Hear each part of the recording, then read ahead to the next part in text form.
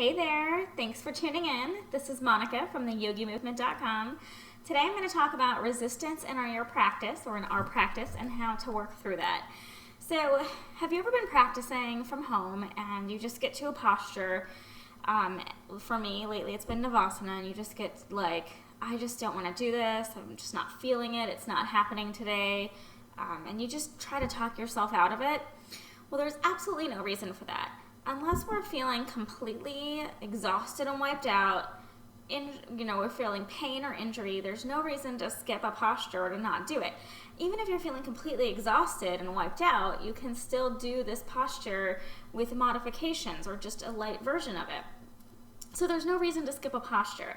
So I want to talk to you about how to get through that resistance, because it's pretty tough. I deal with it myself. I practice from home, and there are times I just don't want to do certain postures, and I literally try to talk myself out of it.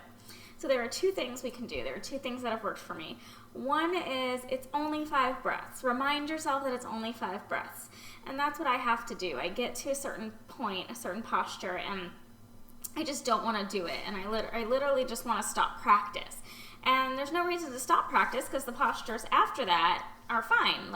I can do them, but maybe this one posture before it, I just don't want to do it at all, right? So if I remind myself it's only 5 breaths, then usually the intimidation goes away. The resistance is still there, but I can do it. I let myself go through it.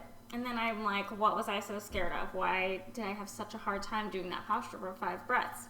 Or resistance to the posture. It's just 5 breaths. And the second thing that we can do is remind yourself that you do this every single day.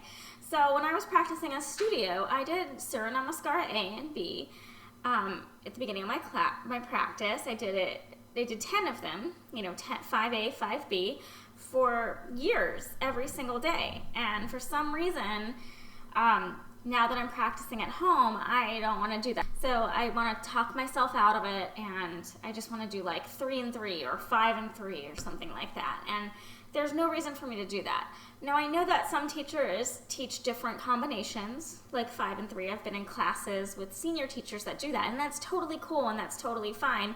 It's just that I was taught 5 and 5, and I've been doing that every single day. So I don't want to cut that back. Why would, my reason for cutting it back would be because I just want to do less, or because I'm lazy and I just want to do less sun salutations, right? So that in itself is a reason to continue to push through. So I remind myself, hey, I do this every single day. There's no reason I can't do it today. So just remember, unless you're completely wiped out and you're completely exhausted, then you should, or you are feeling pain, or you are sick for some reason and you have an injury, then you should definitely be doing the postures. And even if you're wiped out, you should be doing a small modification of it. So there's obviously more to talk about when you go ahead and work through all this resistance, when you can do this on the mat, because that's why we practice, and that's the first place that we should be doing it. That's where it starts. We can take this off the mat into the resistance in our life. And when we have resistance, we've created that habit, and even if you don't relate it to your yoga practice, you'll notice that you'll be able to kind of push through those difficult moments and those resistant moments a lot better, and with a lot less resistance and more confidence and power and inner strength and confidence. So 2 things you can do. It's only 5 breaths, and I've been doing this for years. I can keep doing it. So you got to just remind yourself of that. All right.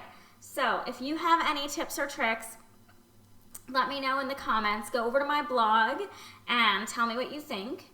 Or you can go ahead and write the comments underneath my YouTube video. And if you liked this and you found it helpful, please share on social media. Thank you so much, and I look forward to practicing with you next time. Namaste.